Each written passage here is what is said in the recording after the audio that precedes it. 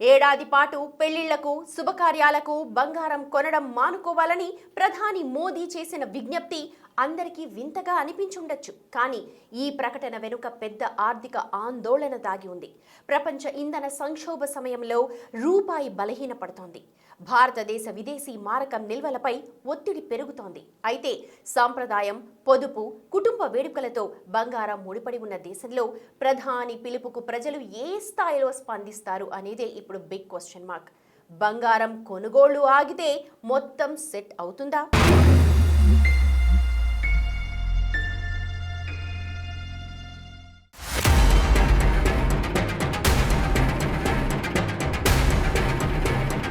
కొన్ని దశాబ్దాలుగా భారతీయ ఆర్థిక వ్యవస్థలో ఎప్పుడూ వినని కనని ఒక అసాధారణ పిలుపు ప్రధాని మోదీ నుంచి వచ్చింది. ఏడాది పాటు పెళ్లిళ్లకు శుభకార్యాలకు బంగారం కొనటం మానుకోండి అని చేసిన విజ్ఞప్తి ఇప్పుడు దేశవ్యాప్తంగా చర్చనీయాంశమైంది. ఇది కేవలం ఓ సూచన మాత్రమే కాదు, ఈ దేశం ఎదుర్కొంటోన్న తీవ్రమైన ఆర్థిక సంక్షోభానికి హెచ్చరిక. మరి బంగారం కొనుగోళ్లు ఆగితే దేశ ఆర్థిక పరిస్థితి మారుతుందా? మోదీ ప్రకటన వెనుక ఉన్న చిక్కుముడులేంటి?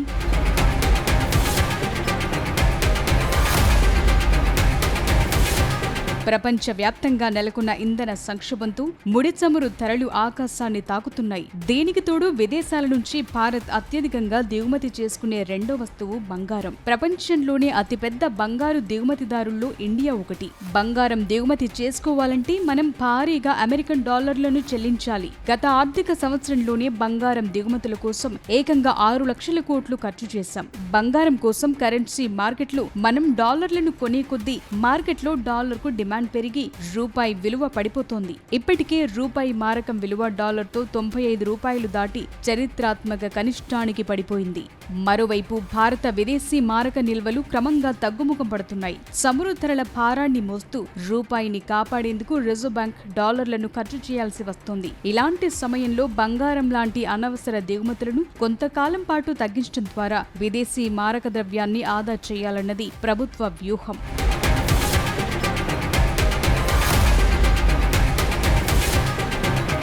ఆర్థికవేత్తలు కూడా బంగారాన్ని సాధారణ వినియోగ వస్తువుగా పరిగణించారు. రవాణా, విద్యుత్, పారిశ్రామిక కార్యకలాపాలకు అవసరమైన చమురులా కాకుండా బంగారం దిగుమతుల్ని విచక్షణతో కూడిన ఖర్చు, పొదుపు డిమాండ్గా పరిగణిస్తారు. ప్రపంచ సంక్షోభ సమయంలో అనేక కుటుంబాలు పెద్ద మొత్తంలో దిగుమతి చేసుకున్న బంగారాన్ని కొనుగోలు చేసినప్పుడు దేశం నుంచి మరిన్ని డాలర్లు బయటకు తరలిపోతాయి. ఇది ఇండియా కరెంట్ అకౌంట్ లోటుని పెంచుతుంది. ఈ లోటు దిగుమతులు, ఎగుమతుల మధ్య గ్యాప్ కు కొలమానంలా మారుతుంది. దేశం సంపాదించేదానికంటే ఎక్కువ విదేశీ మారక ద్రవ్యాన్ని ఖర్చు చేయటం వల్ల అధిక లోటు రూపాయిని బలహీనపరుస్తుంది. అందుకే ప్రభుత్వాలు కొన్ని ప్రత్యేక పరిస్థితుల్లో దిగుమతుల విషయంలో జాగ్రత్త వహిస్తాయి. చమురు ధరలు అధికంగా పెరిగినప్పుడు, భౌగోళిక రాజకీయ ఉద్రిక్తతలు తలెత్తినప్పుడు, కరెన్సీ బలహీనపడినప్పుడు బంగారం దిగుమతుల విషయంలో ఆచితూచి అడుగులు వేస్తుంది. ఆర్థిక సంక్షోభ సమయాల్లో అధిక బంగారం దిగుమతులను నిరుత్సాహపరిచేందుకు భారతదేశం గతంలోనే చర్యలు తీసుకుంది. అప్పట్లో బంగారంపై దిగుమతి సుంకం పెంచడం, దిగుమతుల్ని పరిమితం చేయటం, సావరిన్ గోల్డ్ బాండ్స్ లాంటి ప్రత్యామ్నాయాలను ప్రోత్సహించింది. ఇదంతా విదేశీ మారక నిల్వలపై ఒత్తిడి తగ్గించి రూపాయిని స్థిరీకరించడం కోసమే.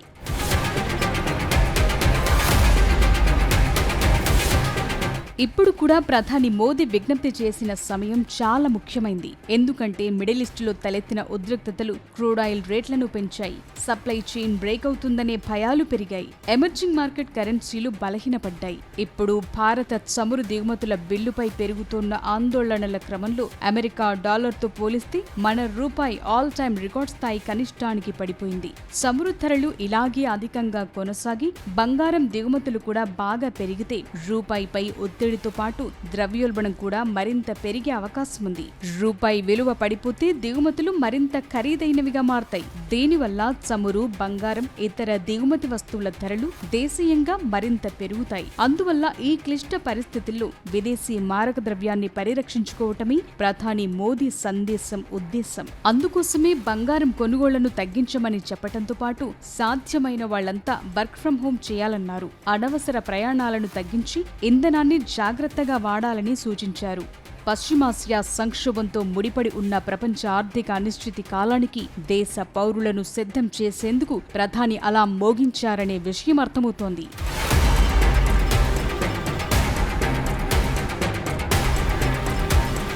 నిజానికి ఒక కుటుంబం ఆభరణాల కొనుగోళ్లను వాయిదా వేయటం వల్ల రూపాయి విలువలో ఎలాంటి కదలిక ఉండదు. కానీ ఆర్థికవేత్తలు లక్షలాది కుటుంబాల మొత్తం డిమాండ్ను లెక్కలోకి తీసుకుంటారు. భారత్ ప్రతి ఏటా వందల టన్నుల బంగారాన్ని దిగుమతి చేసుకుంటుంది. పెళ్లిళ్ల సీజన్లలో, అనిశ్చిత ఆర్థిక కాలాల్లో కుటుంబాలు బంగారాన్ని ఒక సురక్షితమైన ఆస్తిగా పరిగణించడం వల్ల దానికి డిమాండ్ తరచుగా మరింతగా పెరుగుతుంది. చమురు ధరలు ఇప్పటికీ భారతదేశ దిగుమతుల భారాన్ని పెంచుతోన్న తరుణంలో బంగారం దిగుమతుల ద్వారా డాలర్ల తరలింపులు అదనపు పెరుగుదలను నివారించేందుకు పాలసీ మేకర్స్ ఆసక్తి చూపుతున్నారు. కేంద్ర ప్రభుత్వం అధిక క్రూడాయిల్ ధరలు, భారీగా పెరిగిన దిగుమతుల బిల్లులు, బలహీనపడుతోన్న రూపాయి, అధిక ద్రవ్యోల్బణం, విదేశీ మారక నిల్వలపై ఒత్తిడిని నియంత్రించేందుకు ప్రయత్నిస్తోంది. ఎందుకంటే ఇవన్నీ దేశ ఆర్థిక వృద్ధిని మందగింపచేయటమే కాక ఆర్థిక వ్యవస్థ అంతటా ఖర్చులను పెంచుతుంది. అయితే ఇండియాలో బంగారం అనేది కేవలం లోహం కాదు, అదొక ఎమోషన్. పెళ్లిలలో బంగారం లేని వేడుకని భారతీయులు ఊహించుకోలేరు. పైగా మధ్య తరగతి కుటుంబాలకు బంగారం ఓ ఆపద్బాంధవుడిలా కనిపిస్తుంది. అత్యవసర సమయాల్లో తాకట్టు పెట్టుకునేందుకు, అమ్ముకునేందుకు సురక్షితమైన ఆస్తి. బంగారంతో ఎంతటి బలమైన బంధమున్న దేశంలో ప్రధాని పిలుపుకు ప్రజలు ఏ మేరకు స్పందిస్తారనేది సందేహమే. అయితే పీఎం నుంచి ఈ ప్రకటన రాగానే ప్రముఖ జ్యువెలరీ కంపెనీల షేర్లు 10% దాకా పడిపోయాయి. ఇప్పుడున్న పరిస్థితుల్లో బంగారం కొనుగోళ్లు తగ్గితే దేశానికి మేలు జరుగుతుందనేది మాత్రం వాస్తవం.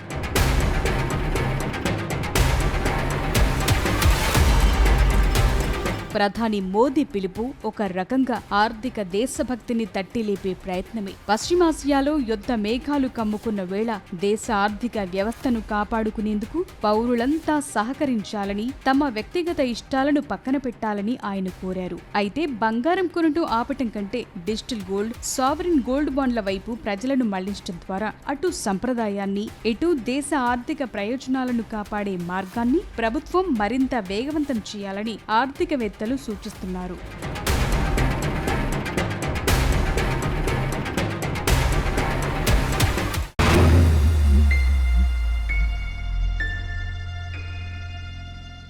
పశ్చిమాసియాలో యుద్ధం మొదలై 2 నెలలు దాటింది. చమురు సప్లైలో చాలా రోజులుగా ఆటంకాలు ఏర్పడ్డాయి. అయినా సరే భారత ప్రభుత్వం పెట్రోల్, డీజిల్ రేట్లు పెంచలేదు. కానీ ఇప్పుడు ఎందుకు ప్రధాని మోదీ నుంచి ఇలాంటి ప్రకటన వచ్చింది? కేంద్ర ప్రభుత్వం మనందరినీ దీర్ఘకాలిక చమురు సంక్షోభానికి సిద్ధం చేస్తోందా? అదే జరిగితే మన ఇంటి బడ్జెట్ కూడా పెరిగిపోతుందా? నిత్యావసర వస్తువుల ధరలు ఎంత మేర పెరిగే అవకాశం ఉంది? రాబోయే క్రైసిస్ని మనం ఎలా తట్టుకోగలం?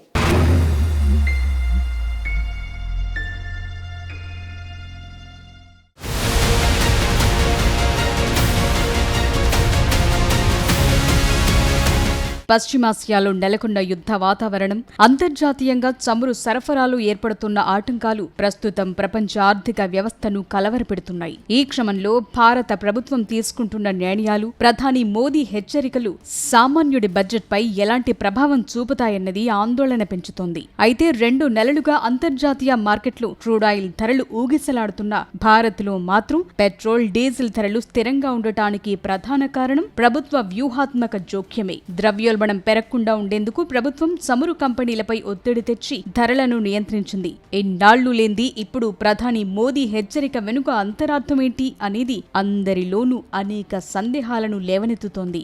దీర్ఘకాలిక సంక్షోభానికి సిద్ధంగా ఉండాలని సంకేతాలివ్వటం వెనుక కీలక కారణాలున్నాయి. ప్రధానంగా యుద్ధం ఎంతకాలం కొనసాగుతుందో తెలియని పరిస్థితి నెలకొంది. చమురు నిల్వలు నిండుకుంటే అంతర్జాతీయ ధరలకు అనుగుణంగా దేశీయ ధరలను పెంచక తప్పని స్థితి రావచ్చు. ప్రజలను మానసికంగా సిద్ధం చేయటం ద్వారా అకస్మాత్తుగా ధరలు పెరిగినప్పుడు వచ్చే ఆర్థిక కుదుపుని తగ్గించాలనేది ప్రభుత్వ ఆలోచన.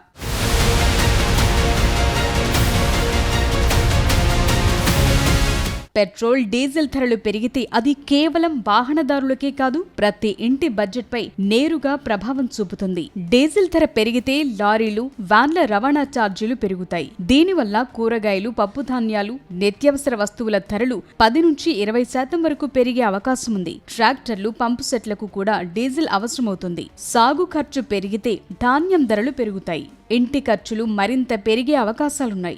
ముడి చమురు అధిక ధరల కారణంగా ప్యాకేజింగ్ ఖర్చులు పెరిగి లాభాలు తగ్గుతున్న క్రమంలో నిత్యావసరాల ధరలను మరోసారి పెంచేందుకు ఎఫ్ఎంసీజీ కంపెనీలు సన్నాహాలు చేస్తున్నాయి. సబ్బులు, డిటర్జెంట్లు, బిస్కెట్లు, ప్యాకేజ్డ్ ఫుడ్స్, పానీయాల ధరల్లో మార్పులు చోటు చేసుకునే అవకాశం ఉంది. ముడి చమురు ధరల వల్ల ద్రవ్యోల్బణ ఒత్తిడి అధికమైందని, రవాణా వ్యయాలు పెరిగాయని, రూపాయి విలువ క్షీణత, భౌగోళిక, రాజకీయ ఉద్రిక్తతల మధ్య ప్రపంచ సరఫరా వ్యవస్థల్లో అంతరాయాలతో ఉత్పత్తుల ధరలు పెంచాల్సి వస్తోందని చెప్తున్నారు.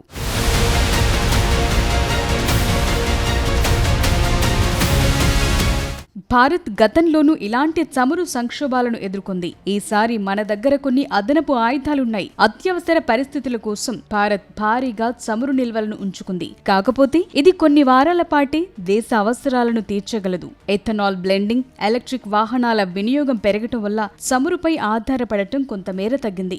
మన దేశం దగ్గర తగినంత ఫారెక్స్ రిజర్వ్స్ ఉన్నాయి. దేశం తీవ్ర ఆర్థిక సంక్షోభంలో ఉన్నప్పుడు ఇవి రక్షణగా నిలుస్తాయి. దిగుమతులకు చెల్లింపులు చేయడానికి ఉపయోగపడతాయి. విదేశీ మారక నిల్వలు ఒక దేశ ఆర్థిక బలానికి ముఖ్యమైన సూచిక. Reserve bank of India reports ప్రకారం భారత్ దగ్గర సుమారు $704 బిలియన్ విదేశీ మారక నిల్వలున్నాయి. ఇందులో 4 రకాలుంటాయి.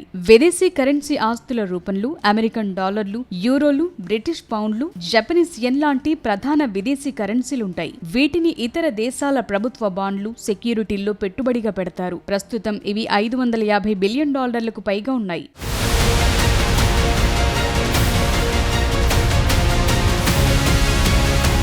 కరెన్సీ విలువలు పడిపోయినప్పుడు రక్షణగా బంగారం నిల్వలుంటాయి. వీటి విలువ $115 బిలియన్ పైనే ఉంది. స్పెషల్ డ్రాయింగ్ రైట్స్ రూపంలో IMF దగ్గర కొంత మానిటరీ ఫండ్ ఉంటుంది. అవసరమైనప్పుడు వీటిని వాడుకోవచ్చు. ఇవి కాకుండా IMF దగ్గర రిజర్వ్ పొజిషన్ కోటాలో కొంత నిధులుంటాయి. అంతర్జాతీయ మార్కెట్లో రూపాయి విలువ వేగంగా పడిపోతున్నప్పుడు RBI తన దగ్గరున్న డాలర్లను అమ్మి రూపాయికి మద్దతిస్తుంది. క్రూడ్ ఆయిల్ ధరలు పెరిగితే మనం ఎక్కువ డాలర్లు చెల్లించాల్సి వస్తుంది. వీటి వల్ల నిల్వలు తగ్గుతాయి. అయితే విదేశీ సంస్థలు మన దేశంలో పెట్టుబడులు పెట్టినప్పుడు నిల్వలు పెరుగుతాయి. ప్రభుత్వం హెచ్చరిస్తున్నట్లుగా దీర్ఘకాలిక సంక్షోభం వస్తే ప్రజలు కొన్ని జాగ్రత్తలు తీసుకోవటం అవసరం. అనవసర ఖర్చులు తగ్గించుకుని రాబోయే కొద్ది నెలల పాటు పొదుపుగా ఉండటం మంచిది. సాధ్యమైనంత వరకు మెట్రో, బస్సులను వాడటం వల్ల వ్యక్తిగత ఇంధన ఖర్చు తగ్గుతుంది. దూరం నుంచి వచ్చే వస్తువుల కంటే స్థానికంగా దొరికే కూరగాయలు, సరుకులను వాడటం వల్ల రవాణా భారం పడకుండా చూసుకోవచ్చు.